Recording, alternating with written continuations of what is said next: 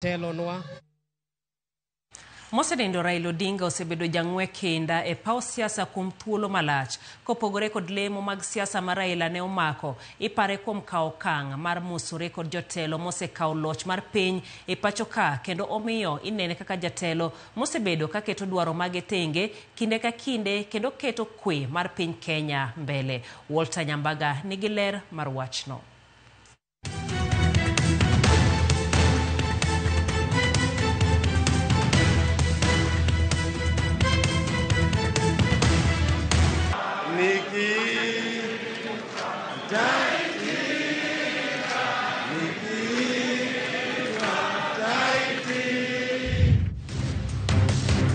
Odang'ech mashimo latewa Mombasa, kama ne obedo kar jot mar Raila Odinga e higa mar 1982, kama ne ondhiye kendo itude kod ketho mar temo thulo oko jatend piny machon Daniel Toroitich Arap Moi. Ewi wach tenda goko to kod duond bura achiel kende.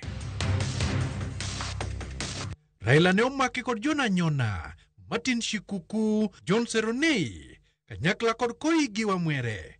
Bende ne ochwal shimo latewa kuwuok e jela ma Manyani. I was taken to Shimo Latewa. I found a team that was, and Raila was among them. Familia Odinga ne omanyo okil Kiraitu Murungi mondo mak bura mar Odinga mane nie jela e kindego. Mage nomiyo e jatend piny machon Daniel Arap Moi ne medo mana wang' ka mach mar oseke kendo Raila ne menyo sawa sawa. We met him at Shimo Latewa. Raila was on hunger strike.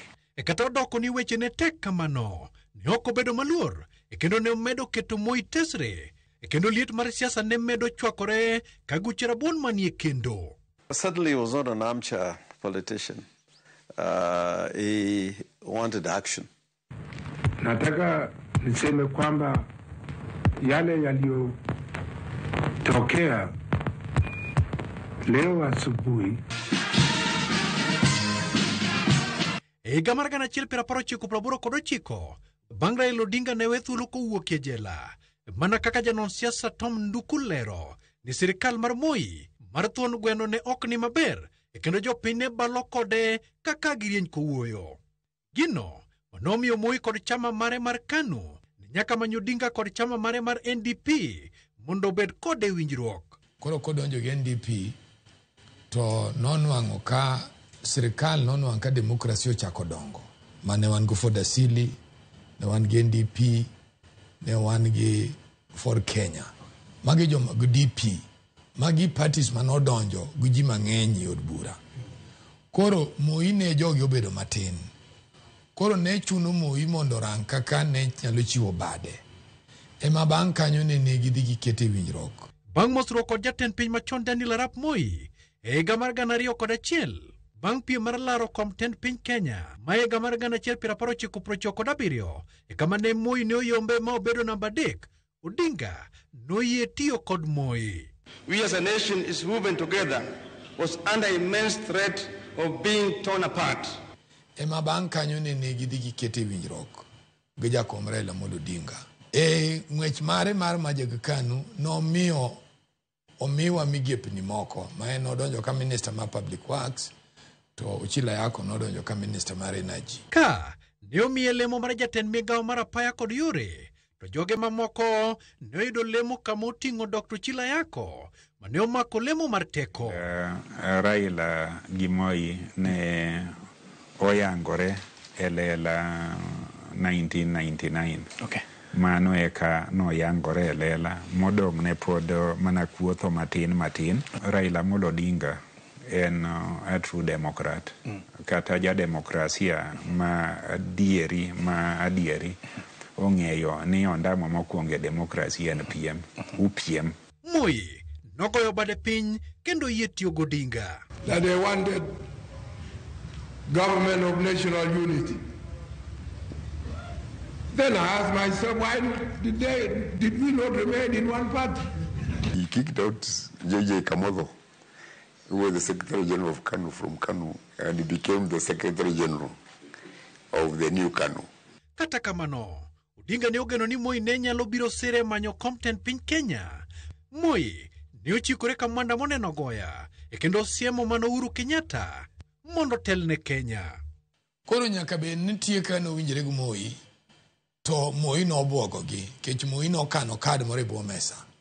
Koro en ong'eyo ni kata ka en PM ma presidential candidate to gibiro bet kaka joma dwaro president KANU, to gidhi e yiero ma muchujo mar KANU ti yiero presidential candidate kanyo. To ka Moi no luongo bura, to Moi luongo bura to wacho ne en Uhuru tosha.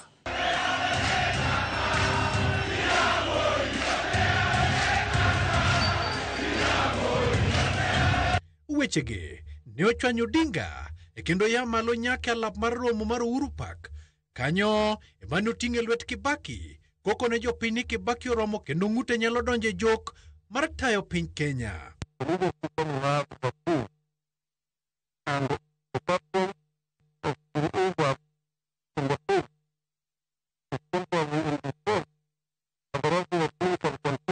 Kata kamano ne oseto ne Kibaki ombulu moloyo kata obedo ni Kibaki ne ni otanda mar midekre. Ng'iyo margi kod Kibaki nochako bagni.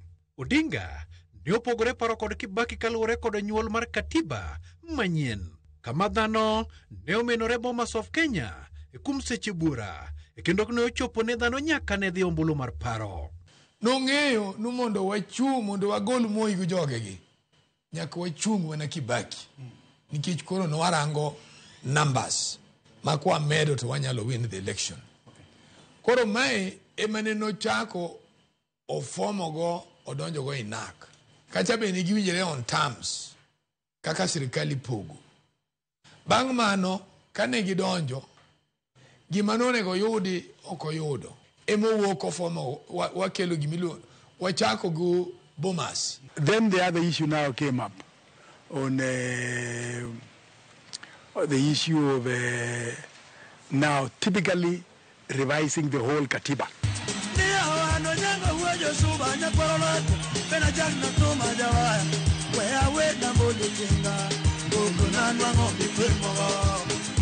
Raila ne oduogo piem kod Kibaki, piem manyal gidi e yiero ma 2007. Kata kamano, Kibaki ne ochunje telo kendo chamo muma kaka jatend piny kata odoko ni duoko mar yiero no Raila ne okwedo. Lweny ne omet ni pacho ka matamre gi nono.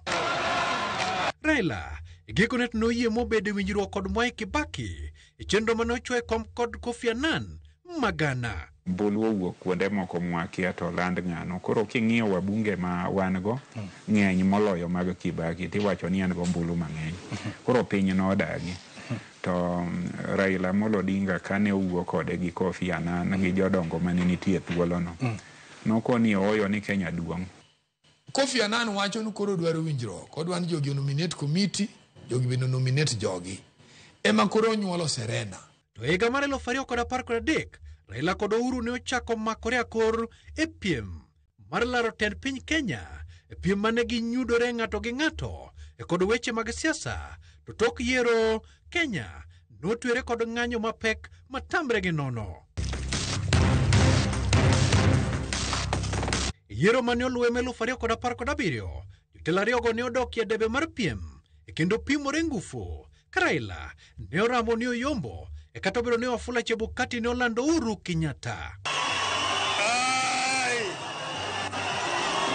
Odinga ne odhi e doho kadwaro ratiro kotamore yie loch. Bang'e David Maraga ne owito oko yiero makamano. Ng'anyo ne en yor tieko kwer mag yiero kaka pile. Kata kamano gikone Uhuru Kenyatta kod Raila Odinga ne obedo kod mosruok mar kwe. Kore ling'ne ni ema jopiny ma supporters mage koro komiyo president thuolo ma tich. Koro chuno Uhuru mondo manye mondo giwuo. Kata kamano gikone Uhuru Kenyatta kod Raila Odinga nobedo kod mosruok mar kwe kod sirikal laro mar Harambee Annex odhiambo mar ang'ich welo.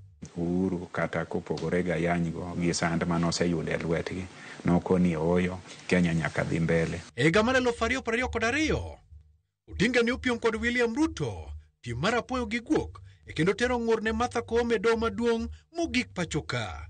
Odinga ne nyadichiel kendo okomor kod duoko mar yiero kendo johera mage ne opote ndara ka ng'anyo kendo kwedo tend William Ruto.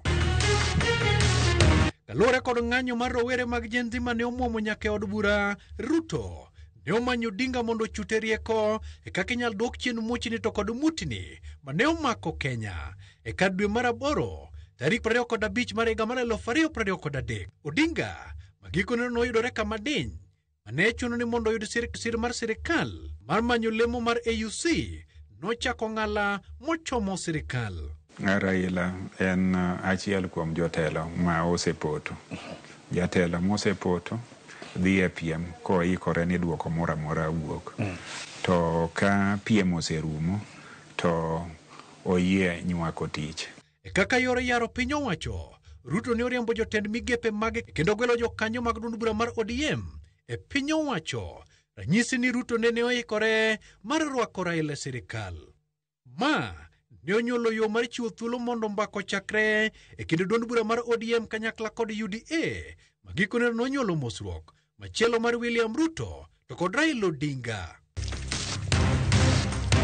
Mosruok moweyo oganda kod penjo ka josiasa wacho ni Raila Odinga emane kod lwedo mar mula kod jotend piny mag Kenya 4 mosepiem godo kata tok loso sirikal. Walter Nyambaga, Ramogi TV. Raila Odinga iparo kod ling'any mare e